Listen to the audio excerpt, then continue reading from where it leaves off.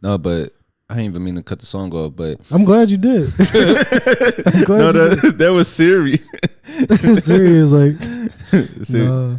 Damn, even Siri hating on Wale. No, but he was at it was a pivotal time where I started to see on the internet the conversation started to shift from it being about the talent to it being about personality. The internet, like social media, was so new, but he's one of the first artists that where people start judging him based off his personality instead of just like solely the music. That's partially true. Yeah, it's just certain other niggas that got like certain talent, but they don't got the ear for the kind of music that I like. I guess I'm not gonna say it's not good. I'm gonna just say nobody I like thinks it's good. No, but it's a big. I can't put Wale in front of none of the chicks I fuck with. Like that's my clientele. No, I think your woman will like Wale. What woman are you talking about?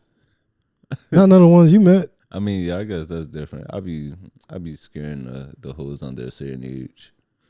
Yeah, I mean, like it's definitely fun to scare the hoes a little bit, but not with the music. Yeah, I like scaring the hoes with just me, like just my Yeah. like if I'm gonna scare the hoes away, I want it to be off my own merit instead of like like if your brother got like, you know, some sort of, if your brother got diabetes, I'm gonna just talk about diabetes all day. Like that's the type of shit that I want to like talk myself out of with, not with my music taste. Yeah, I'm gonna make fun of your trauma. Like, so what happened to your? All right, all right. Oh man, that was kind of dark. All right, oh man, what's up, y'all? I'd like to thank y'all for tuning in to another episode of the We Want More podcast. I'm your host, Anthony Moore. I'm Asante Morris. I'm Maxwell. And Pepsi, he to the left of us, as always, starting off with his little nap. We on episode 29. I'd like to thank y'all for tuning in. Please be sure to like, subscribe, follow, all that good stuff wherever you listening to this at. And be sure to spread the word. Let me see. How y'all feeling? I was feeling good until I had to listen to Wale. I had a good weekend. You watched the Super Bowl? I didn't watch the Super Bowl. You did? I didn't. I don't know. I was in Philly all weekend and I got back as it was happening. So I was like, I could go out to somebody's crib or like go to like a, you know, some sort of Super Bowl gathering. I just showered and then went to sleep. Wow. But that's like we at a new era of like progressive men where you could still be a man and not watch the Super Bowl. Nah, it's not. Let's not get crazy. You know, it's. Well, I understand what you're saying, but you know. I was out playing in like an abandoned construction site, so I feel like that's a little more manly than the Super Bowl. So you was out playing in an abandoned construction site? Yeah, we were skating. You know, they destroy in Penn's Landing, right? Oh no, really? I didn't know that. They're like taking the whole shit out, so like there's still some shit to skate. The city or just people? I think the city. Ain't gonna be no copper. The people gonna do that. No, Philly. This copper, they getting that. No, Philly is terrible, man. So me and Max, we actually just went to Philly. When? We went to Philly Monday? No, I think Tuesday. This past like last Tuesday we went to Philly. And we went down there and you know we stopped by Wawa. And I'm in Wawa, I'm trying to figure out, I'm like, where the fuck is the candy at? You know they got all the candy behind the counter now? Yo. And once again, I'm not saying this to be a dick, but yo, Philly's hilarious. And while you got the candy, how you get rid of the bathroom? Ain't no more bathroom. You put the candy behind there, and now there's a higher security guard to watch the sandwich counter, bro. Yeah. That's how bad it is. They honestly they kind of got some good ideas there because I remember I would steal all the stuff that you talking about. I would steal the candy. We go to the sandwich counter. Yo, we used to have a stamp. Remember they used to just stamp the orders? Yeah. My homie had a stamp. And we would just, there'd be a stamp. I don't know if you remember. Like, I remember. Yeah. It says paid. We got ourselves a paid stamp. We would just run up sandwiches. Yo, that's funny as shit. It's a good time. At least you know that it's warranted then. Yeah, I mean, there's no more Wawas in Center City, Philadelphia, and I'm glad that I could play up on that. However small. I was giving homeless niggas money so they could get more drugs and sustain their night. Yo, you weren't the only one. That was the other thing. Because then we walk outside and, bro, the junkies was just in full effect. Yeah. They was just out there chilling. Yeah, and if you don't give them money, they's going to tire themselves out, go to sleep, stop yelling at people. But if you give them $5, they back on. They right back at it. Oh, my man. I didn't Stop following me, bitch. They like, I'm not following you. I don't know you. Super Bowl was cool. I really wasn't that in tune to the game. So I saw the performance. Usher, he did his thing, which was I mean, that's what I was really looking forward to. And also saw the new trailer for the Planet of the Apes. I can't wait for that shit, man. I can't wait for that. But I don't know. Did you see Usher performance? No, but I heard he was touching on somebody's wife again. Yeah, he was Yo, bruh, it's bad. Yeah, like he was all up on Alicia Keys, and that's why you can't trust women around their work husbands. Like, cause they'll tell you just a coworker, and then shit, they in the lunchroom huddled up singing my boo. Like, it made me think of with that, like with people saying, oh, they're just like, they just performing together. They are just peers, just putting on a performance. But that's why, like, as a man, don't do something to my girl that you wouldn't do to me. Like, if that's you being professional, then you gotta single and hug up on me like that too. Yeah, your dick better be hard. I better feel some pressure back there, or else we got a problem. No, that's really, you gotta be a strong man to be an entertainer, because niggas really are like kissing, filming sex scenes with your wife and all types of shit. Yo, the foulest shit I seen was Boozy put out a comment and he was like, yo, Usher, you owe Swiss an apology. You know that shit wasn't planned. Like, you just took advantage of the moment. And now that I'm looking at these pictures, yeah. I mean, it's clearly, we're all adults now. This shit, it stirs controversy. Of course you're going to do it. Everybody's going to talk about the Super Bowl because nobody gives a fuck about football no more. Like, on a massive scale. The numbers are dropping all the time. People watch Super Bowl for the commercials. But this was definitely one of my favorite performances. Oh, yeah. Yo, Her killed it. Yeah, Her killed it. Her killed it. He brought out Lil Jon. This was just a great. I'm glad. This was all around. This was amazing. I'm glad Ludacris is back to doing scripted performances. Cat Williams said Usher really called him first. Usher called me and he said, "Do you want to do the Super Bowl?" And I said, "No." That is gay. But yeah, that was a good performance. Beyonce, she announced her new album at the night of the Super Bowl. I heard. See, yeah, these are all things I kind of heard secondhand. I can't wait for that. If you already know, I got the cowboy hat and the vest. So she dropping her country album. Beyonce is really like, ever since she started, she's been like gathering more fans with each album, which is crazy to think about because you're gonna lose fans as you get older. She got me with fucking. I mean, I always was a Beyonce fan because I'm a nigga, but like the last album she did, I was like, I might kill somebody for her. Yo, yeah, that was the point that I was trying to explain to people. I was like, I hate the comparison, but once again, Super Bowl stage, whatever, it's gonna be topic of zeitgeist. But the her and Taylor Swift thing, you could tell me Taylor Swift's the biggest artist in general, like pop, whatever genre it is. Her music, and not to sound like a dick, because I have nothing against it. Her music is not Beyonce's music is a feeling. Okay.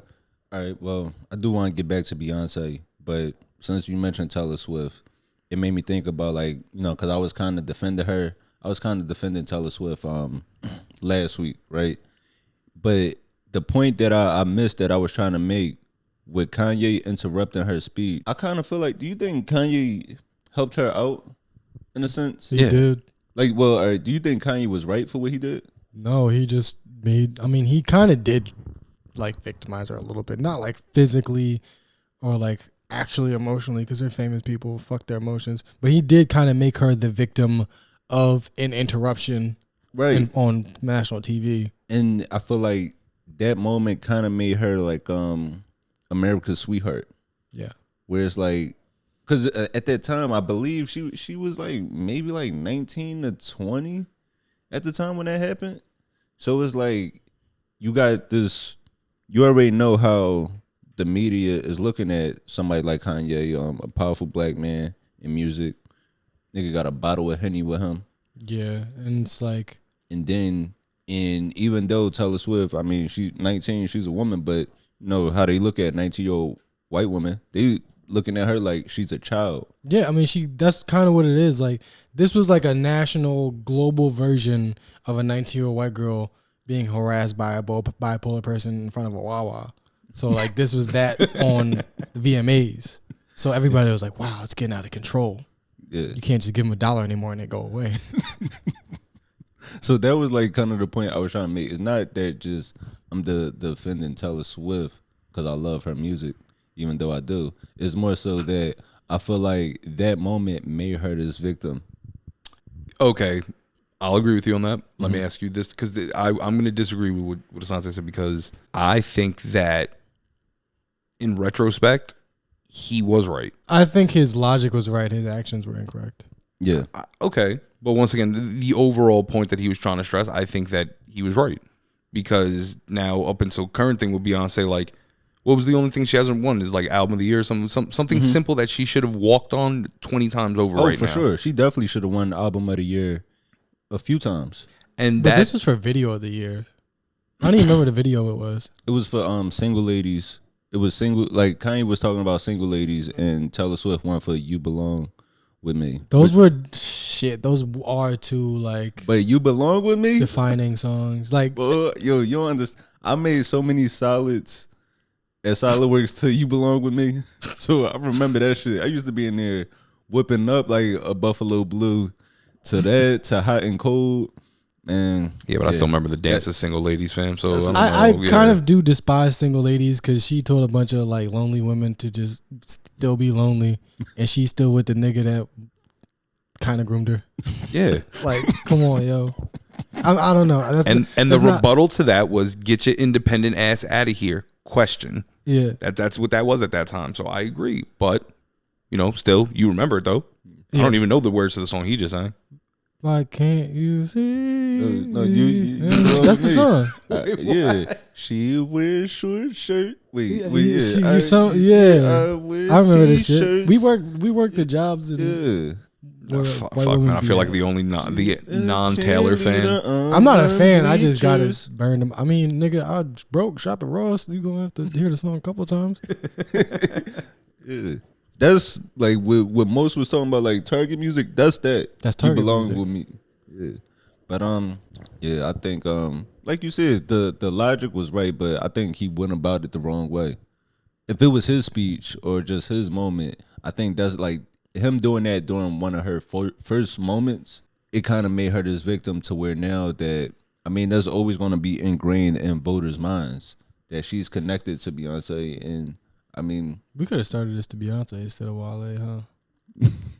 Definitely should have. Yeah. Definitely should have. Missed opportunity. But yeah, Beyonce. So go back to Beyonce announcing her album. She's dropping a country album. I was just listening to somebody talk about how country is like kind of phasing out hip hop as like the number one thing. So a lot of hip hop artists are gonna take this country route so that they can still be on top and shit. But it's fucked up. When she first dropped the song, I don't think they put it in the country genre. Of course not. And it's fucked up because, I mean, she comes from Texas. What singer, like R&B wise, like as big as her, has those actual like Southern roots? Like Miley Cyrus. I mean, but I was just throwing her name out there. She in Texas? No, I don't know where the fuck she's from, bro. No, but okay. I think Lana Del Rey announced that she was dropping a country album also. And I'm sure they won't have any problem with placing her in the right genre. Is that the Lana Del Rey? What?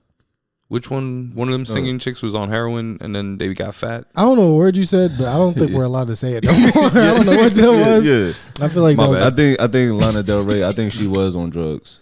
Yeah, she was on. Fat though, right? She's on drugs and she likes older white men. Well, she is white. She likes older men. But I think she got a country album coming out too. But I kind of hate what she did for the mentally insane population of America. Come on, this bitch was there last night too. Everybody was there. Everybody, yeah. We talking about white royalty, bro. I don't know who any of these people are. That's what I'm saying. I'm like, oh, that's a picture from. Yeah. Oh, okay.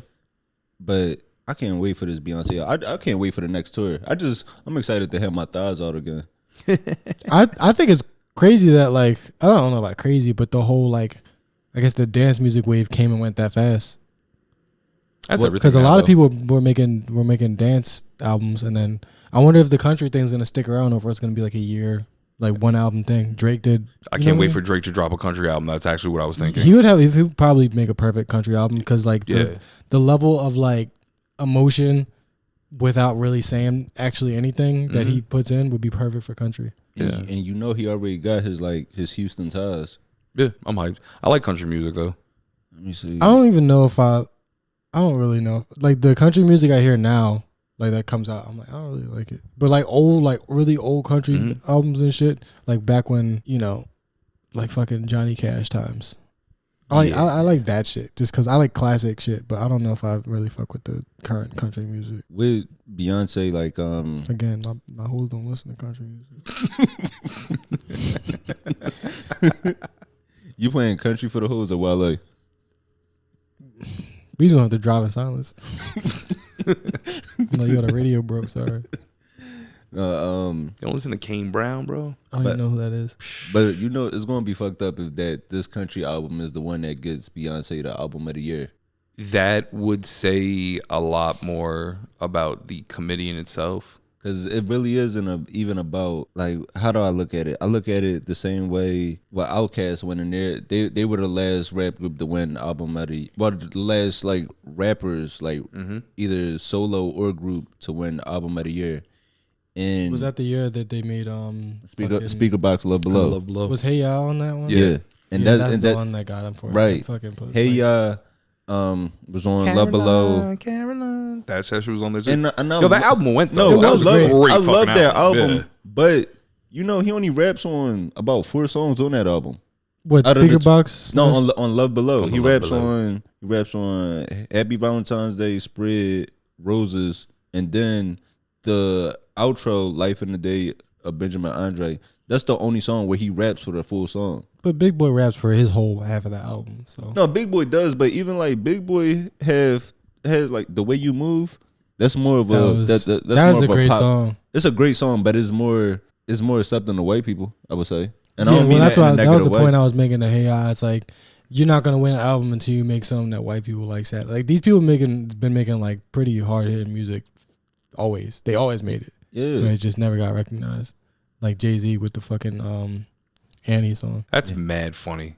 You put out fucking AT Aliens is a goddamn classic album. Classic. You know what I'm saying? Like Aquemini, classic album. Crazy. And not that this is not, because no, Speaker Box on the Love Below, especially at the time for it being a double album that was 2 separate artists that were together doing 2 separate, like it was very, very innovative for what it was at the time. I should have started with some Outkast too. I guess I probably could have did anything, but yeah, I think you just wanted to piss me off on the low. Like you just know I was gonna say something about it being Wale. Now you gotta think about this was innovative for the time. So the fact that it's the right here though, it says, "Hey, I went #1 in the Billboard Hot 100." All right, so you got to sell to Z100, yes, and then the file, and it was followed up. It was followed after Miss Jackson. You remember when Miss Jackson blew up though? Yeah, that was a big one too for radio. So, but that was good. But it's gonna be interesting to see if this is the one that the committee finally accepts because it's country. I could see that happening because white people don't give awards to music they don't like relate to. Like if you try to talk about growing up in impoverished black community, they can like this is, I guess it sounds good, but I can't relate to it. Yeah, and they shouldn't even try to relate to it if they can't. You know, it would be dishonest. But we should stop giving them the power to validate our shit so much. Then exactly, and that was kind of the point I wanted to touch on with Jay-Z, his Grammy speech, where he basically, he won a Dr. Dre Impact Award, which is kind of like a legacy award. Yeah, it's a lifetime award. Yeah. So he won that, and in his speech, he mentioned that, and he hinted at how Beyonce, he didn't say her name outright, but everybody know who he was talking about, that this lady has won more Grammys than everyone, but she won more Grammys than anyone, but she never won Album of the Year. So even by their own metrics, they're like, something must be flawed with the system.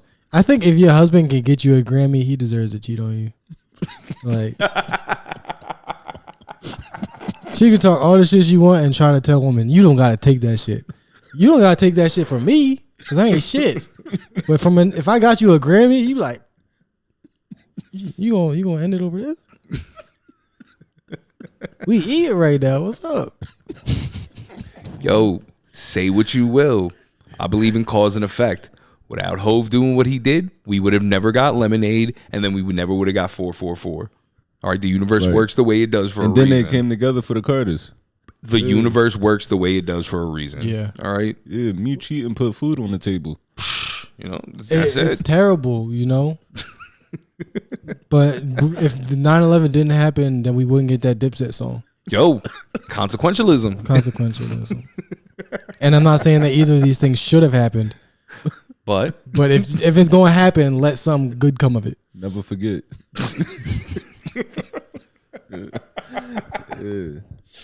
But no, you're 100% right, man. And also, I think that taking the time to address it and then that becoming a stir and then following it up by saying, nah, and I'm dropping a country album, that's a heavy flex. And I'm interested to see how this plays out. I think, is my Dr. Umar alarm going off with the blonde hair? Am I just being a dick? Because I'm like, why she got to do the blonde hair? No, I love blonde hair. Yo, dogs. No, dogs, it's different. Blonde hair Beyonce. I'm here for that. I do like it. That's what I'm saying. Like, what is she doing here? Am I being too much in my own head where I'm like, the blonde hair, the country music thing, what's going on? Or should I just let it be fun? Should I just have fun? Stop being an asshole? It's Beyonce. Just have fun. Yeah. All right, she's doing this for me. I do like women with blonde hair though. Like, especially when it looks super unnatural. Yeah. Like when it's like a shitty wig that don't really, like, I can tell it's a wig and you like darker than me, I somehow think that's better. Like I can see your roots under the wig. It's kind of sick. Yeah, bro. I don't know. It's something about they had a picture of her. Well, it wasn't a picture. It was during the game. They showed her, bro, the blonde hair, just the high. It looked different.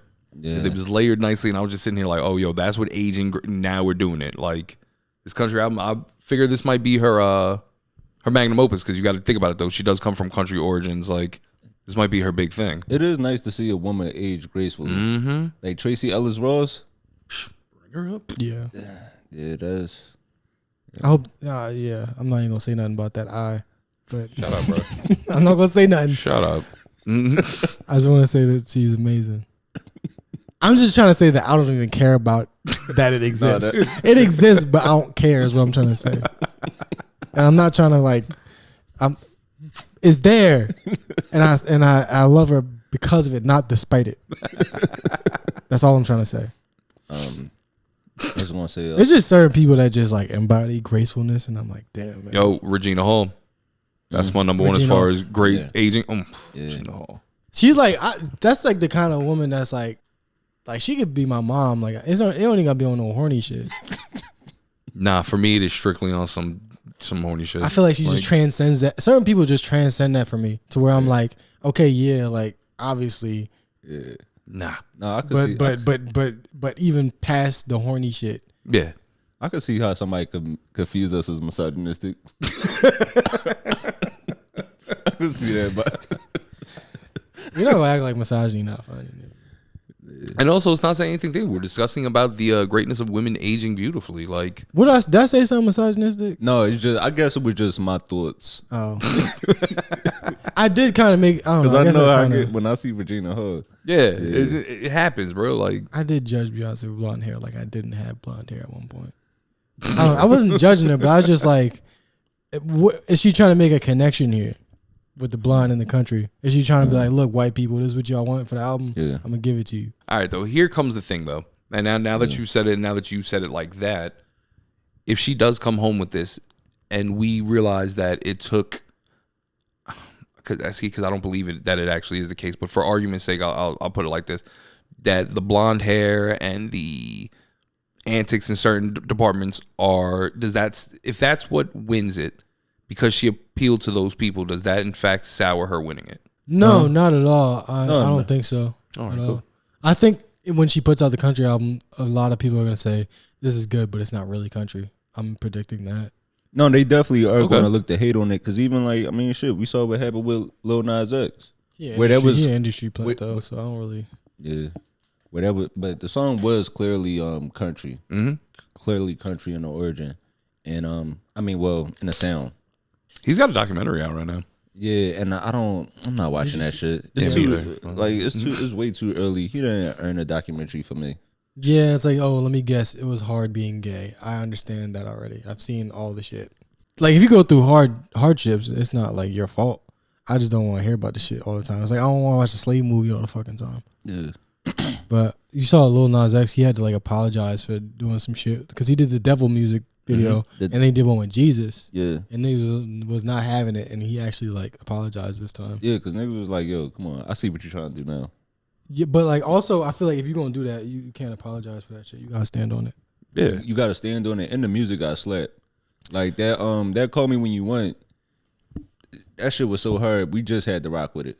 Yeah, like if you really want, I feel like if you're gonna do some shit that's gonna piss people off, like stand by it, or put more effort into it to the point where you like want to stand by it. Because it seemed like it was something that they said would be a good idea, and it's like, don't worry, we'll insulate you from the blowback. Yeah. And now he's like, I don't think I can take it. Like he could have done something provocative with Jesus Christ and probably made it work. Yo, you know what's been funny is I'm sitting in church on Saturday, and I was disassociating whatever the case is. But the way that they had the painting of Jesus, I was like, yo, you take away the background, you put some lights behind it, Jesus kind of looks like a gay icon.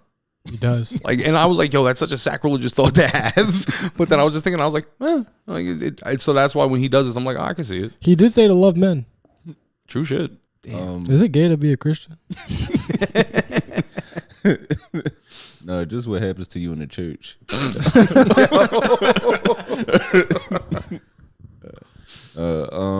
You said you want to get into the comedy talk? Where you want to go first? You want to go Monique? I feel like that's the one that we're gonna talk about for an hour long. All right. Yeah. So Monique, this past week, Monique, she sat down with Shannon Sharpe, and I think it was about 3-hour long discussion. Something to that extent. Yeah. And all right, so Monique, she sat down with Shannon Sharpe, and this shit is frustrating to just see like the response from other comedians. Some of the things she said, it's like you don't want to see your heroes in such a negative space, and I'm really not liking the things that they're doing. Just like the way they talking about people. So basically, all right, to go into this discussion, she talked about a lot of things. She talked about how she was wronged by Tyler Perry, Oprah, other big execs. Lee Daniels was also mentioned, I believe. She mentioned Kevin. She said Kevin Hart did her wrong at some point in their relationship. And this led to other comedians responded. Mike Epps, he mentioned Shannon Sharpe's name. D.L. Hughley responded to this.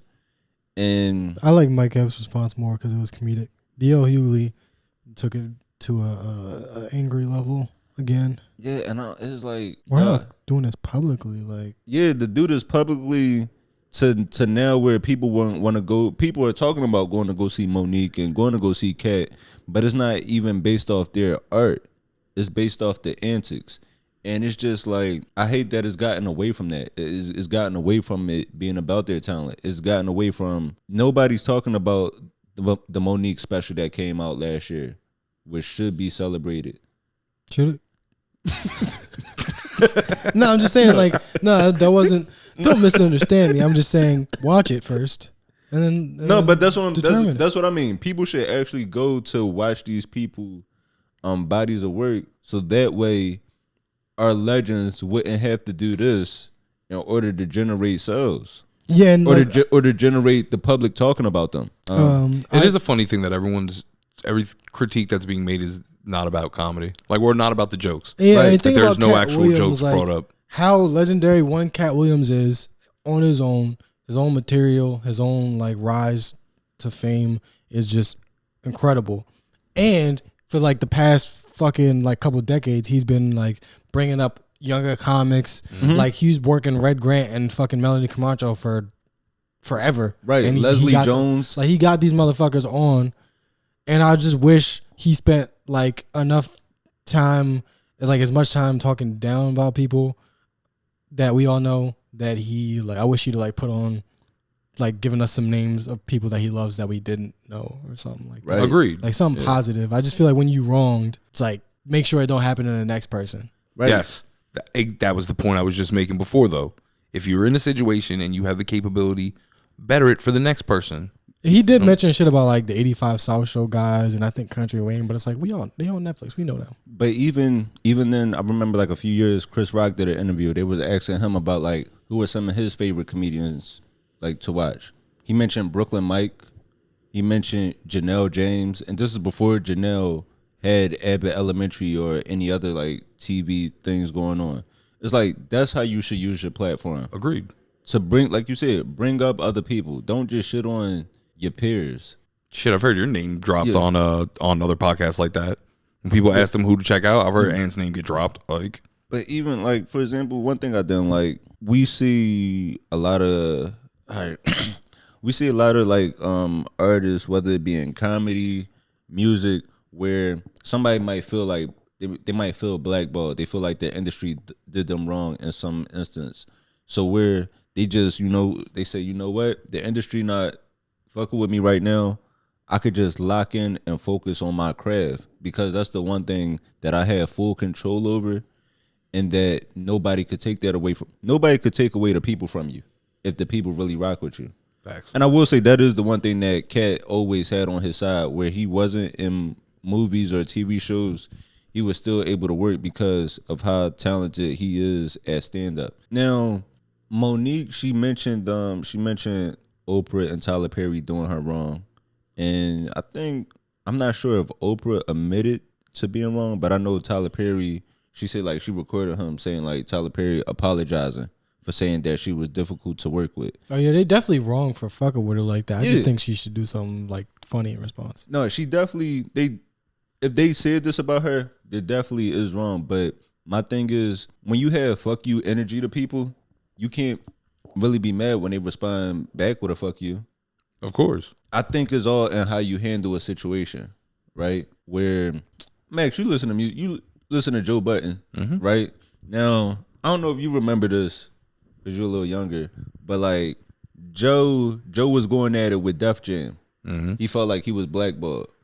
This was like around the time Jay became president of Def Jam. It's like, how long is Joe allowed to complain before you just got to go out here and get it and figure it out for yourself? Because as a consumer, the consumers, we don't really care about the behind the scenes thing. We care about the more so the art. That's how I feel like I'm an Ace Hood fan. I really don't care about like Ace Hood and DJ Khaled. They fell out. I still want Ace Hood music. Y'all figure that shit out behind the closed doors, or like your contract negotiations, all of that other stuff. If it's still a way for you to put out music, I still want you to drop some shit because as a fan, I want to hear that. So I feel like she has a platform to where people still want to hear her talk clearly. People still want to see you stand up. People still want to go to your show. People do want to see the stand up, but they just like. But then when you going on stage. They not telling jokes, but just like ranting. Like people do want to see that shit, but it's like I remember a time when Monique went on, was it The Breakfast Club? I think that was the first place I saw it. She was, the Netflix is trying to fuck me. I'm appealing to you, the people that have supported me all this time. Help me out. We always been here for each other. And I was like, I mean, a lot of people was like, man, fuck that shit. I was kind of like, yeah, if the people can fucking rally around and get her whatever she thinks is justice, then that's cool. But to just like repay these niggas with gossip instead of like a hard hitting set, just kind of feels like, come on, yo. Like that's what you please. Like you want them to have a sit down with you. You want them to have a sit down with you, and then right after you say you want them to have the sit down with you, you immediately go on stage and tell both of them to suck your dick, which I did not see coming. Once again, the best thing about the way that Monique speaks is the way that she speaks. She's poignant. She speaks. She dictates very properly. She knows how to regal conversation in different rooms. So to hear her go and give this, what I thought was a very justified argument as far as needing to pay people and as far as, not having back and supporting people, I want my apologies. Get what you want, and then be like, all right, now suck my dick. I'm like, dude, what are we doing? I don't know. Maybe I'm not the right person to ask about this because I don't really want to hear gossip that much. No, you're 100% right. No, because, but that's where I'm at with it. I don't like this feeling of it being. It's not about the art. It's just being about who could be messy, who could say something shocking, and also like how other people are responding, how like outside of her, where like with Mike Epps and Corey Holcomb, where they're joking on Shannon Sharpe's sexuality, right? And then I feel like, I mean, we kind of mentioned this when we had the discussion about the whole people wearing dress in comedy, where it's such a low blow to like a man, where you kind of emasculate them by questioning their sexuality, where it's like that's where they always go with it. These are all people that have been on TV before, right? So I don't like how when Corey will say, you know, I got on TV because I'm just that funny, I'm that nigga. But then when you don't get an opportunity, it's because, oh, this person wanted me to sleep with them. It's like you can't have it both ways. True shit. It's Sully's the self-made thing. Yeah, I just hate this messiness of this, because these are all people that, like, I mean, before I did stand up, I was just genuine fans of them. And it's also like jealousy to go the homophobic way, because they like, oh, he got on because he's sucking dick. You're not saying that because it's like, you know, you just mad because you can't bring yourself to put a dick in your mouth. You feel me? Like that. Like when I see somebody like, yo, he just got on because he, you know, fuck white dudes. I'm not mad because he's doing that. I'm just mad because it's like, fuck, I just cannot do that shit. Yo, you don't want it that bad. I don't want it that bad. It is what it is. Says something about your commitment. I worked all this time, all this shit I could do, and they want the one thing that I just will not do. That's the line. That's where we're gonna have to draw it at. I would skin a cat on live television. Yo, here's the other thing too, and like I'm not trying to knock no one's like I'm not the one to try to put down anyone's manlyhood, but like y'all talking all that tough shit. Yo, Shay Shay is 6'5", fucking 240 in stack, bro. Bro, this is a Beat Hall the of, shit out of this you. is a Hall of Fame tight end. Yeah, bro. Yo, like, I'm, right? Yeah, wrong name of the position. We but hope so. But yeah, no, but this is a Hall of Fame. This is a Hall of Fame football player y'all talking about, bro, who's still in mint shape. Like shows up to the combine and like shows up to all the sporting events. Like bust your shit, bro. I hate the concept of that. Like, my career is in somebody else's hands. Yes. I hate that concept where it's like, this person owes me this. Yeah, sometimes it's in somebody else's hands, it's in somebody else's butt. Either way, it feels like you don't control yourself, you know, your own career. No, but I honestly feel like nobody owes you anything. I mean, 100%, that's like your bro. dick, you owe me a dick. Come on, man. I mean, if I get you on TV, you can at least give me a little head. Come on, man. I introduce you to this booker. You can't give me a hand job. Yo, Young Comics. You want to get some work in the city? That mouth like. Jesus Christ. No, but yeah, you better hope nobody has a vengeance against you, because they pulling this clip up. As soon as you go on TV, nigga. He wouldn't let me on the show. I wonder why. Is it because I wouldn't give him a hand job? Yeah. Booker did nothing for me. No, but clearly it says Anthony Moore will only do things for you if you give him a hand job. It's like no, but I really don't like that concept of like my career is in somebody else's hand, because it's like, when is enough enough? Like, somebody could always do more for you. Like, one of the things she mentioned, she said Kev helped her pay her bills. Yeah. Like, like when she really needed it, Kev gave her money and said, like, look, I got you, don't even worry about it. Helped pay her bills, like, for her and her man. But then it's like, this nigga, he ain't shit because he ain't get on TV. Yeah, but he ain't call her for back 2 years. Yeah, like to appeal to the public when somebody don't call you back. I'm like, all right. I got his number right now. Let me call him for you. Yo, why you ain't call Monique back? Like, what the fuck I'm supposed to do? And this is all coming. I still do love Monique. Like, I mean, she does have an integral part of my childhood. I've gotten that argument with plenty of people about like certain comedians I know, where they be like, yo, why he ain't put you in a movie? Why this person ain't put you on a TV show? It's like, this person already done more than enough. Like, he got me on TV show. He got me on TV once. He didn't have to do it that time. Yeah, exactly. It's like, don't nobody owe me anything but myself, but to just keep working. At what point do you question, though, because it brings back to the point that you were making before, though, which I thought was actually a really interesting one, where it's, you can't be someone who's promoting that you are self-made or even like battle tested in a sense, if immediately someone else can strip you of it. Right. So, you know what I'm saying? It's a very interesting. You can't be, I'm the one who got myself up from bootstraps. I did all the open mics. I'm the one who built all this. But yet, like, somebody in studio 4 is the one who dropped me. Like, you know what I'm saying? It makes no sense. There's no person that's self-made. That's all bullshit. There's always somebody. Everything has to do with a little bit of luck. Yeah. Everything. Like, you knew the right person at the right time, and you were prepared. You were very good at what you do. You put the work in. You put the work in. But if you did not meet that person, you might not have got that opportunity. You might have got it later, but things would be different without luck. And there's nobody on earth that can't say that. And I think to try to minimize it to, this person just fucked the right person is just like...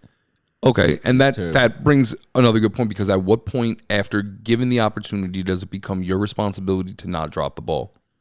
Immediately after. Because like I said, if say, this person got XYZ because they fucked so-and-so, all right, that opened the door. For the next 4 years, they had to still walk through that by themselves. I mean, that's so corny to say, because even it's like a comedian sleeping with somebody, some exec can't make me laugh at their performance. That's my point. Yeah, like a lot of the things that Kat and Monique saying, like, where they're just like, if these people weren't in my way, I would have gotten good things. I totally agree with that. But like, I don't agree with anybody that's like, well, if this person would have did this for me, then.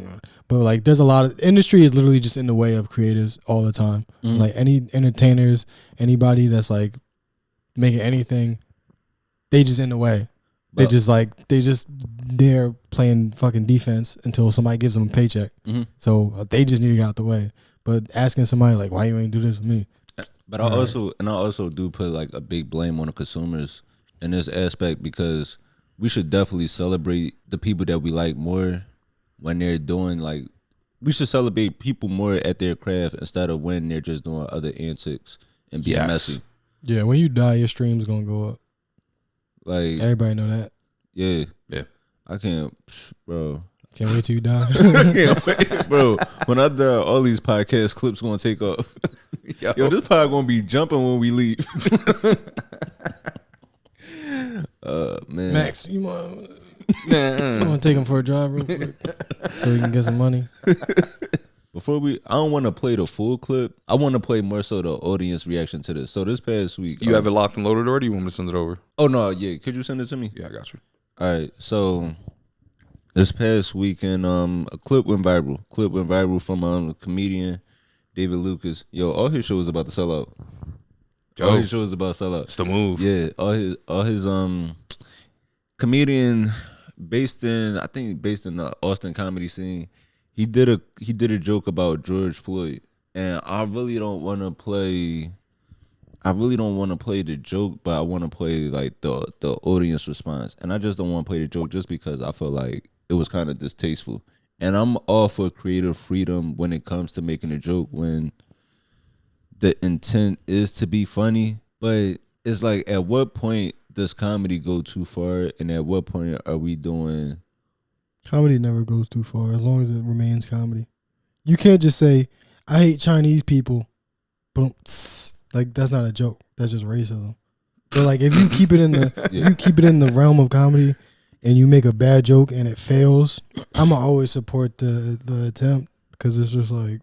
You saw this? Yeah, I saw it. I don't like it, but I'm like, what am I say? Oh, he shouldn't have done that. Then he could do what he want. He just gonna only have racist white people at his shows if he keeps doing that. All right, I'm gonna play the audience member response. You know about George Floyd before you get your ass up there talking. You really should know to be funny, don't you know that? And that was the one thing that really stood out to me. Especially like, you could tell like older black guy saying that, like, you really stood that low to be funny. And I even kind of mentioned that before, where when I'm performing, I usually try to limit my use of the N-word, not around white people, but around older black people, because I want my people to be fans of me, and I also know how they feel about that word.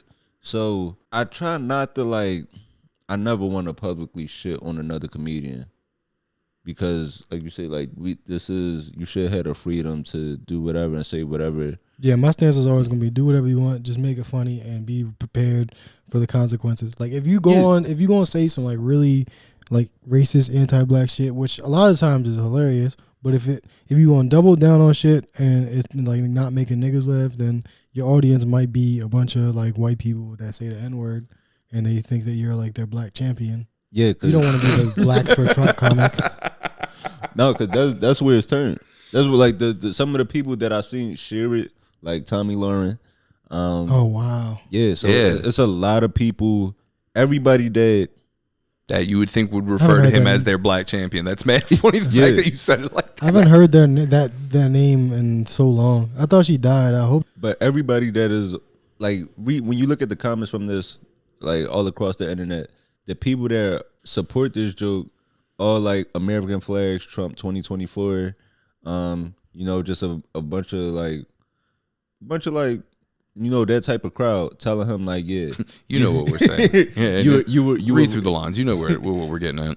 You were right for this, or it's good to see somebody taking a stance against cancel culture, or you like comedy is back. Which I honestly like. Go ahead, make some money off these white people. Just know that they're gonna hang you out to dry if you appeal to them too much. I really am not gonna like condemn a nigga for making a joke ever. I just think like you really got to think about just in your own soul internally what doing that kind of shit might do to you. Like fuck all the money, fuck everything else, fuck your audience. Like just think about who you as a person, how you gonna feel if you do certain shit. Right, because for me, I don't want to do something in comedy where I can't be proud of it, and also I don't do anything that I wouldn't be proud of, like my people hearing. So like I'm totally like for example, my mom, she listens to this podcast. I would never put something out there or any content out there. But your mom gonna hear this? That I wouldn't put nothing out there. I've been knowing that's why I stopped saying so much, because when that point got across, I was like, oh, I'm not doing that. Well, I'm not gonna stop doing nothing because I know that she's still listening. She wants the real us, and that's why I love mothers. And I'm keep giving, fighting a good fight. No, but I wouldn't put anything out there that like I wouldn't want like my family seeing, or like my children like watching one day. And I feel like the goal should always be to be funny to everybody. And if a joke doesn't work for everybody, then it's kind of a joke that doesn't work. At what point, though, do you have to agree with the elder gentleman, though, and say that, yo, you stoop pretty low for... Because now I'm reading now that they actually put it there, because once again, delivery changes a lot. I don't give a fuck, nigga. I stoop low all the time. No, understandable. But like I'm talking about like just contextually, like delivery counts for that, and he's good at that. So it's like the deliverance of the joke actually hit. But when you actually look down the words and you see it and you go, I could totally understand why someone older would be completely offended by this. And like, you're right, this is kind of like, come on, fam. Yeah, and I don't agree with audience members yelling shit out. That shit pisses me off. I was just telling you, I brought a friend to a show this past weekend, and one of the comics. Well, first of all, my homie was drunk as shit. This drunk ass white boy in the front row, and then the comic on stage is like, "What are you on heroin?" And then he starts going, "How you gonna talk shit about?" Like, because he's like, you know how white people are with heroin. It's like they're crack. Yeah, bro. So like, you don't insult the H in a white room. Yeah, bro. yeah. and I had to tell my dude, I was like, "Yo, shut the fuck up," or like, "You gotta go." Yeah, enjoy your H and be quiet. But like, there's certain shit you don't expect to hear when you go to a show. So I'm just like, I'm not on his side because again, I don't fuck with yelling out. But just like, you don't expect to hear a motherfucker say like shit about George Floyd in 2024. It's got, But then also as a comedian, like when comedians complain about cancel culture, it's like as comedians, you can say whatever you want on stage. You have that complete freedom, but you can't control how people react to it. Yeah. So it's like kind of like even like with them with Corey Holcomb and Mike Us making jokes about Shannon Sharpe's like questioning whether he's gay or not. You can make feel free to make whatever jokes you want. Yeah. But you can't be mad if when he like, takes that ass. Yeah, that's what I'm saying. Like, bro, what you gonna do? Yeah. When he takes that ass. Yeah, bro. If he bro, be real. He's gonna walk up and be like, "Oh, y'all like to be funny? Come here, funny man." And like that's gonna be that, bro. Come here, funny man. Yeah.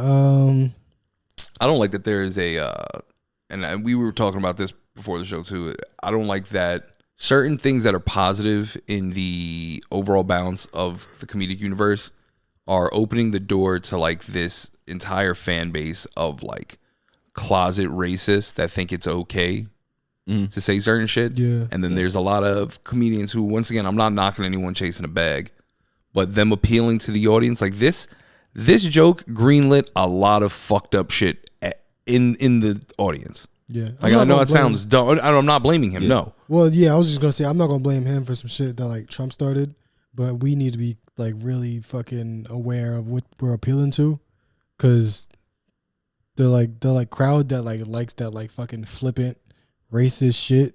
These motherfuckers actually go on to like fucking chat rooms and plan to like shoot shit up. Like these are people that like you really don't want to appeal to. You don't want as your friends. So you don't want them as your crowd, bro. Like, trust me, the same people who are laughing at you make that joke are definitely using the hard R at dinner. Like, and fuck out of here. And not even just that. Those same people that are laughing at that joke, they would laugh if like you were on the end of that instead of it being George Floyd. That's my point. You're like, it's all funny. It basically seems at this point that people are unintentionally greenlighting it's okay to be racist as long as it comes with a punchline. And I feel like that's setting up a very bad dynamic, because it's a growing fucking population at this point, dude. Yeah, that's bad. It's bad. People really, because that's what I'm saying. Like, you don't even have to make it. It's not okay to be racist if there's a punchline. It's okay to be racist if it's funny. Yes. And the shit is, people hear the shit that they agree with, the like racist part, and then because of the punchline, they go, the laugh is a laugh of recognition, going, I agree with that. Not a laugh of, oh, that's funny and I can't even not laugh. Exactly. Like, yeah. I feel like these people are just fucking using the punchline as a substitute for like the actual essence of laughter. Yeah. You know? Like the racists are just laughing at shit they agree with. Because even not to make it, like to take it out of... I see a black person in that position. And again, we are always supporting the comedian's right to try shit out. Like, always. Okay, but at what point are you trying out jokes, or are you trying to get your fucking political thoughts across? Exactly. And that's the problem with comedy now, where comedy, not even just with like when you going at like a certain group, the same thing where you might be talking about somebody, you might be going at an Oprah, Tyler Perry, or you just any instance, people are going on stage not even with the intent to tell jokes. They just getting their TED Talks off. Let's go. That's what I'm saying. Like, oh, we just doing rally cries now? We doing dog whistles? Because that's all this shit seems like to me. Yeah, this is the same conversation that I would have about the people that go up and go, transphobia is wrong. Yep. And I'm like, nigga, we know. Tell a joke. Yeah. Make me laugh, funny man. Yeah. That's all I want to hear. I don't want to hear your fucking thoughts. Like fucking, yeah, just like overly woke shit. Even then, you know what? I'm lying. I don't mind hearing your thoughts as long as there's a point and not like, yo, dogs, are you just talking to talk? I think it's cool if you do like a half hour and like 5 minutes of it, or like some like poignant shit that's not really that funny, as long as the rest of it surrounding it is funny. Because I know a lot of people, like, we don't get platforms like to speak unless it's on some comedic shit, but like it's got to be on some comedic shit. Like, you can't just be up there just talking. All right, before you get out of here this week, back with another one, a Tubi movie of the week. This week we watched Perfect Murder, and this was a good movie. I actually like this. It's a quick watch, only about an hour 20 minutes. So this was a perfect movie to like. And I the reason why I picked this more so because of the time limit, just because when you see a short Tubi movie, it's about an hour and 19 minutes, but like 5 minutes of that is about credits. When you see a short Tubi movie, they getting right into the plot. There's no filler. They getting right into the action. And this movie was directed, wrote, and produced by Dennis Reed II. He's done some other Tubi shows. We watched a couple Dennis Reed movies. The crazy thing about this is like the first and last 2 minutes of this movie are like they like summarize everything that's about to happen and that did happen to the point you don't even gotta watch the movie if you watch those. So it's like a perfect movie for like if you got somebody coming over, you just want them to like understand that there's a movie in the background, but y'all want to focus on it because y'all gotta do whatever you're gonna do. So like you could watch the first 2 minutes and be like, okay, take your pants off, and then at the end be like, oh, I guess that's what's happened. Let me see, what else has he done? Because sometimes we like bust and then like you realize the movie's still going, but it's about to be over. He's like, damn, what happened? It tells you.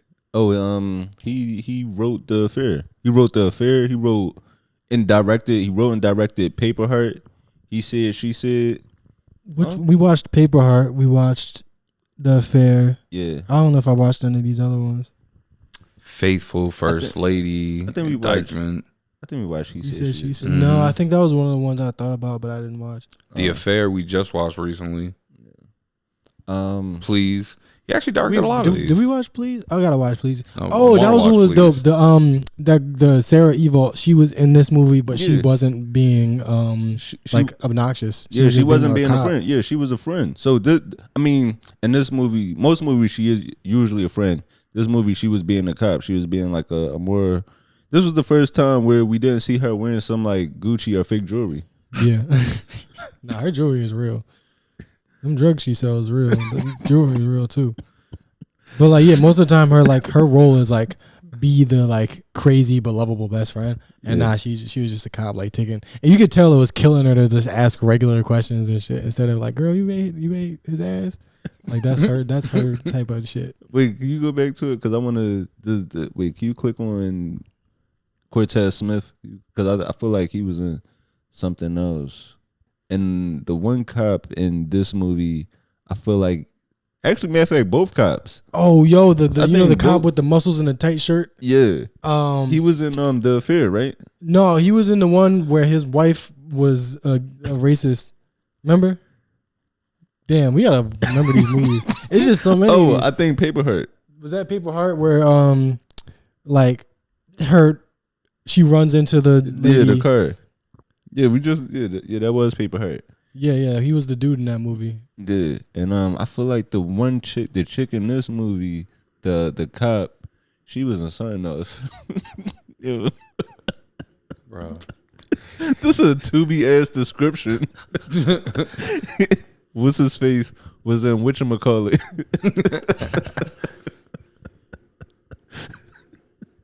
Oh, but The Perfect Murder, this shit was definitely good, man. And basically this movie.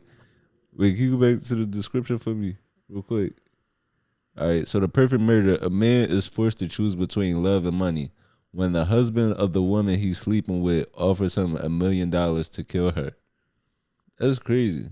Like, could you imagine that? Like, you a side nigga just playing your role, and the main dude comes and tell you, like, look, I need you to kill her. You killing your favorite eater?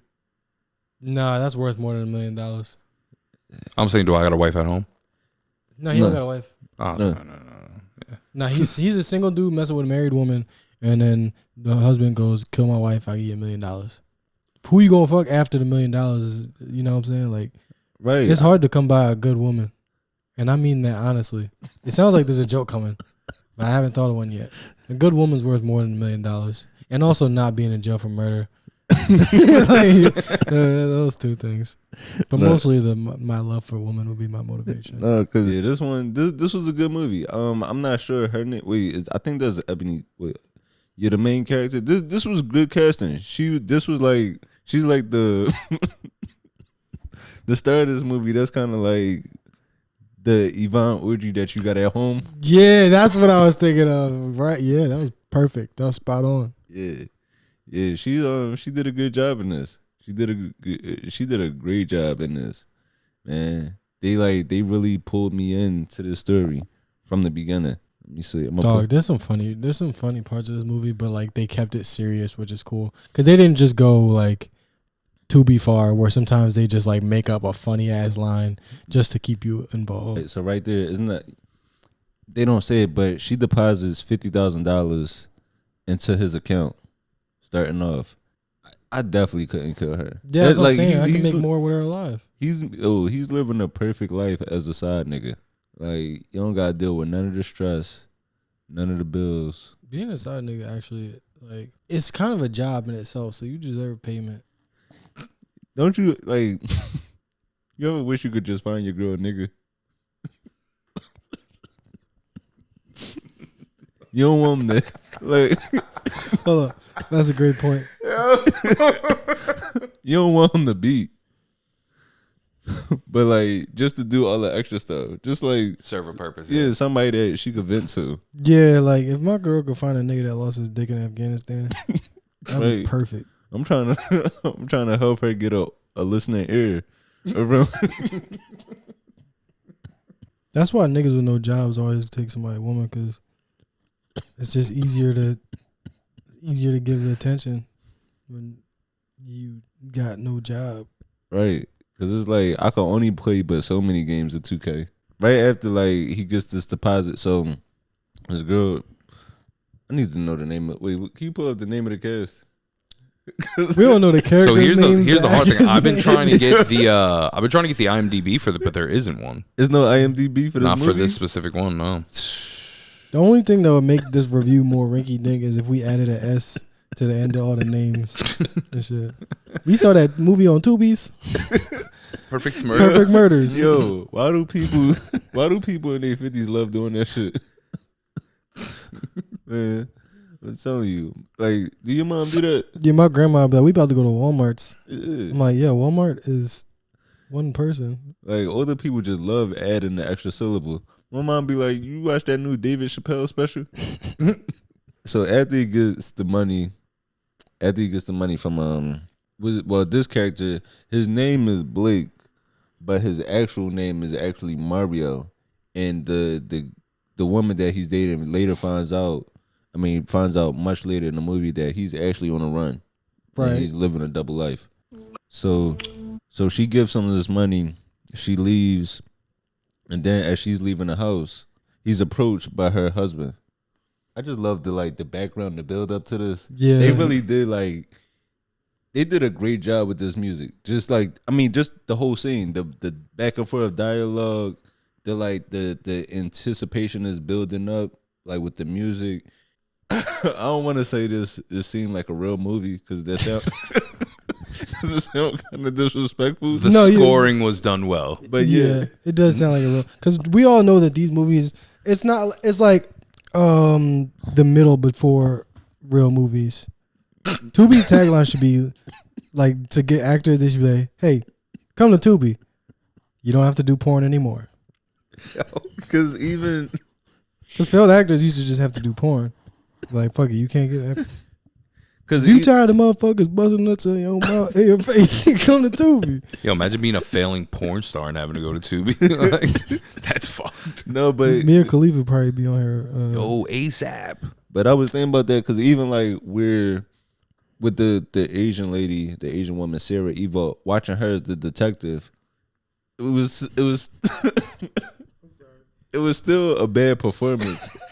Jesus Christ. but it was nice. It's nice to see her working. So it wasn't a bad performance. She Tubi- ain't had that many lines. Tubi, I mean, she can't act. Tubi, She act black. Tubi is where bad actors can have a career. You don't need any training. You don't need a degree. Like Tubi is like, it's like ITT Tech for actors. Or like It's like being a bottle girl instead of a stripper. This is 'Cause, triple. like, This is as a- AAA ball, guys. That's what it is. AAA ball. You know what I'm saying? Yeah, instead of going to porn, you go to Tubi. And I think that's great because everybody doesn't want to take their clothes off. But if you do want to take your clothes off, there's room for that too. Plenty of room for that. And yo, the cool thing about Tubi is they do not discriminate. You got auntie body, you in there. Yeah. You know what I'm saying? You You in there a lot. Yeah. They want that. I want that. Big areolas and stretch marks seems to be a big thing, and I'm all for it. Yeah, that's another thing. They don't do no market research. They don't get a bunch of white people in a room and go, do you think this is pretty? No, they give you what the fuck is beautiful without asking. Hell yeah. Because There's sometimes too much of it. 2 minutes of it getting fucked. And also, I like how innovative they are with this movie. Like, just Tubi in general, they're really innovative. And you get to see things that you don't see in other movies. Like in here, you see cops with dreads. You see, like... It's supposed to be Atlanta, right? No, I think they're in Detroit. Well, matter of fact, I know in one part, they do mention that he left Chicago.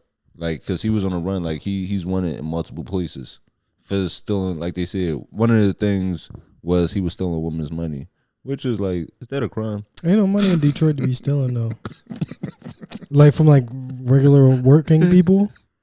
And this is just, like, an economy analysis. I'm not trying to be a dick here, but like the niggas with the drugs and the guns are the ones with the money. You stealing from an honest, hardworking woman. That's Atlanta. That sounds like Atlanta to me. But in here, let me see. So they first discovered that the police, they do a press conference to announce that Blake, who's actually Mario, is on the run. I don't know if you know, but this isn't really like on it. This is photoshopped on these TVs. They didn't actually. It was done in post. Yeah, yeah, yeah. Because like it's the TV on a brick wall, but the graphic is covering the bricks. I know how to use drop menu too, man. Yeah. That shit. But they tried. And like you can see it move like it's not even level on the TVs. They didn't even take like a fucking like a fake mugshot of him. They just used the headshot he used to get the movie. And this fucking wanted posted. Nigga has a suit on. With a fresh haircut. His motherfucking mugshot got a watermark on it.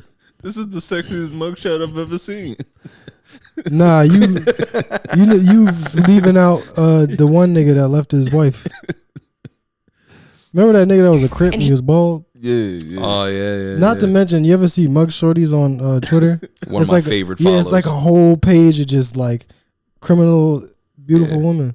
Yeah, I love mug shorties. It teaches you that beauty can be crazy. Yeah, and it teaches you how cheap it is to bail out a woman. True if shit. you really need to. Because there's a lot in there that'll, Yo, do you think as a pod we should start writing letters to like people, to like ladies in jail? I did it before. Really? I talked to one on the phone. I told you about this. You know. Didn't I tell you? I remember. Yeah. So my sister locked up. She's still locked up. She about to get out soon, I think. And there was a girl who was in there, and she like hooked me up with this girl. You know what the girl did? She was like just like a juvenile youth that got like caught up in the system and just like had trouble getting out, I think. Oh, okay. That's boring, bro. I'm trying to write letters to people who've decapitated ex-husbands and shit. Nah, she just like beat up somebody. Okay. She out now? I don't know. I lost contact with her. Yeah, she went in there and she turned lesbian when she went in there. I didn't get to her quick enough. I'm not even joking. She don't like niggas no more. Damn, that's what's fucked up. You gotta catch them before they gay or Muslim fees. Yeah, I talked to her on a video call. She had a tattoo and some braids. She looked like me. How's it hanging? She's like, put some money in my books, my nigga. Let me get some hot Cheetos, cuz. Look at this shit on the phone. They didn't try at all with this, man. Now that was real interesting to me right there. Like that one detective, she said he's very dangerous. We need to get him off the streets. And the other cop says, well, I wouldn't say he the most dangerous, but we do need to get him. Yo, that's realistic though. You know what I'm saying? Like there's actual violent predators outside. This guy's not top 5, but No, there was like that was like kind of like a sub plot where he's about to say it. I think if you play the clip, are you gonna play that part or no? Yeah, We're gonna just talk about it. I'm completely with him on this. I'm completely 100%. Like I love how even though they are looking for a criminal, he understands that this is a human.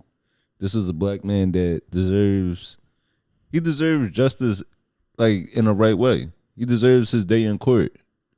Yeah, I thought that was interesting that they put that in the movie, and that wasn't even the first time they said it. So I was like, damn, they actually like kind of put some thought into this. Yeah, they're hammering a point home. I like that though. And then that's a smart way to go about it though, because that is a very relatable thing. Whereas she is just but like nah, he deserves it because like he steals money and drives women crazy. That could be me. I think that might be why I empathize with this character.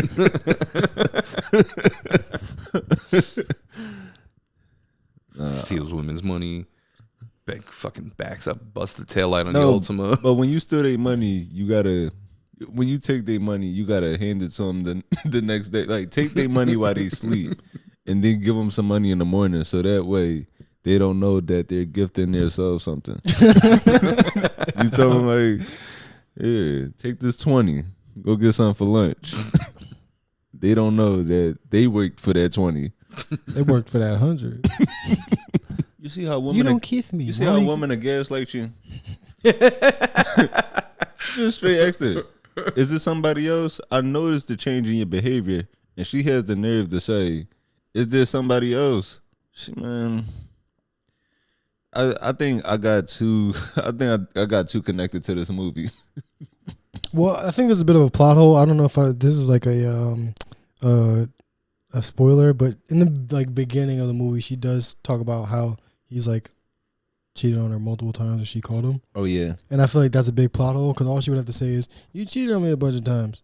I'm over it," and then the movie kind of would have been over. She would have gave the "I'm emotionally numb" speech, and that would have been the end of that. Oh, we got that too. Everybody gets that, huh? So then she later finds out that, like, you know, that the person that she's been in love with on the side, that she sees he's on the news, and she finds out that he's actually wanted for manslaughter. And then she's having this discussion with her brother because, you know, she told her brother at one point that she was unhappy in her relationship. She wanted to get a divorce. She wanted to be with the person that she fell for. And and having this conversation with her brother, you know, they just talk about this whole revelation. I don't want no woman like that. No, anybody that could see past your manslaughter or your murder, she might kill you. That's what I'm saying. Like, or the last nigga still hunting her down or some shit. She got a type. Now, like, non-violent offenses, yeah, you supposed to ride for me. Like, if I just walked in the bank and slipped a note with no gun, hold me down. Yeah, but this one, I don't want to give away too many more scenes just because this was actually like a really good movie. And, you know, I just love how they built up the suspense throughout this. Yeah. The dialogue, production quality of this was very good. The dialogue was good. I mean, they had one sex scene at the beginning, but they kept it really tasteful and short. They did. And she's also like very visually appealing, like fully clothed. And I think that's her appeal. So like sometimes they get people naked and it's like, she probably didn't even want to do that. Yeah, that is true. Cause we watched, wait, did you check out the other movie? The one you brought up before? Yeah. Yeah, I watched a few minutes of it, but I was just, no. Yeah, cause I had this, I was just telling somebody the thing about Tubi movies where it might be violence in the movies towards women, and sometimes they just go over the board. Where because they show sex scenes, the sex scenes are really graphic and detailed. That sometimes when it's violence, they don't know how to hold back in that aspect either, and it just makes it a uncomfortable watch. So we gotta find some way to put like trigger warnings on these movies. Yeah, I don't even know like whose idea it is to just like film these graphic ass things, but I think we can really do without them. Yeah, so Perfect Murder, this was definitely the perfect watch. I would, man, the perfect amount of violence against women. Just not too little, not too much. It's enough to keep you invested. It's enough to keep you invested. It was like watching a UFC fight amount of violence against women, where you like, it's okay because she signed up for this. Yeah, man. So if you're looking for something to check out, man, especially it's supposed to be a little snowstorm coming, check out Perfect Murder. What would you give this rating? What would you rate this? We would give like out of 10. Out of 10, I get us a 8 or a 9, honestly, just because the story was good, the dialogue was good, and then the amount of time, it was no time really wasted. If this would have been like a half hour or 45 minutes longer, I might have checked out of it at some point. But everything was timed well with this one, and I see Dennis Reed is really he's really doing a good job with these. I would give it probably a 7.5. This is pretty decent. See, this is like, you know, Hallmark good. Yeah, we should check this out. We should check out the Tubi Kids section. I don't like kids. I don't want to appeal to them. Word. I mean, but I mean, I do fuck with single moms, so maybe I should come through with some suggestions. that's what I'm saying. Like, imagine what they making. Imagine what they making for these horrible children. Like, because the Tubi adult films is just for a certain type of people. So imagine the type of child that they're trying to like. Fucking babies, kids. Yeah. Are there like Tubi originals for kids? Because it looks like a lot of this stuff is just kids shows. And a lot of this stuff, there's actually some good stuff on here. This might It's be all free. This might be one. Aggie and the Cockroaches. No, that's probably just British. I've seen like some of these because I mean I've been a kid and I've had fucking like cousins and nephews and all types of shit. So like I recognize some of these. I'm telling you, man, it's all about Gracie's Corner. What's that? That's the John I sent y'all the video that I had my Oh, nephews yeah. watching. Yeah. Where they took the Oh. ATL trap beats and used it to like teach them the alphabet and shit like that. Yeah, I Shit think that goes. was cool. I think we talked about how I think kids should be watching shit like that Mm. instead of fucking sexy red music videos. Oh, Sexy Red, that's right. before we get out of here, congratulations to Sexy Red for giving birth to a newborn baby. Hope that baby was born. I mean, from what we seemed like it was like It's like a healthy baby. Yeah. It's a rich baby too. Yeah, Which is food. Congratulations. I Yeah. hate you, nigga. I wish I was you. yeah. I mean, she don't fuck with her baby dad after the baby was born. She made a video in a hospital. Fuck my baby dad. I'm surprised she didn't make like a video of her eating the placenta or some wild shit.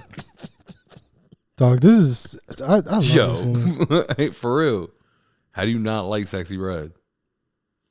She put on a little weight too through Love pregnancy, which is pretty Dick, good. let's go. Skin looks good too, man. She had the pregnancy glow. Mm-hmm. I didn't notice it because she was always drunk and high, but now nah, she looks like she didn't do the drinking during the pregnancy. Yeah, nah, she looked like she I held should it say down. that for everybody. Oh, matter of fact, before we get out of here, I do want to plug some stuff. Next week, I'm gonna be in Wisconsin. Next week, February 22nd, I'm gonna be in Wisconsin, and then March 9th, I'm performing in Toronto. Yeah, so I'm gonna be out Fuck, there. I forgot to do my passport. Yeah, I'm gonna be out Toronto. That reminds me. I want to go to fucking Montreal. Yeah, Montreal's dope. Yeah, Love it. yeah. So you got anything you want to plug? No, I should have plugged last week. I did like 5 shows. I didn't tell anybody. But yeah, man. Definitely just keep supporting us on the pod. We appreciate y'all. We see the it's growing. The subscribers are growing, so please be sure to spread the word, man. We definitely appreciate y'all taking this journey with us each week. And yeah, we're gonna go out here. I gotta find something to eat. I'm starving. It's been a good one. Yeah, thank you everybody. You said to subscribe, watch the stuff on YouTube, follow the pages, send me money for rent.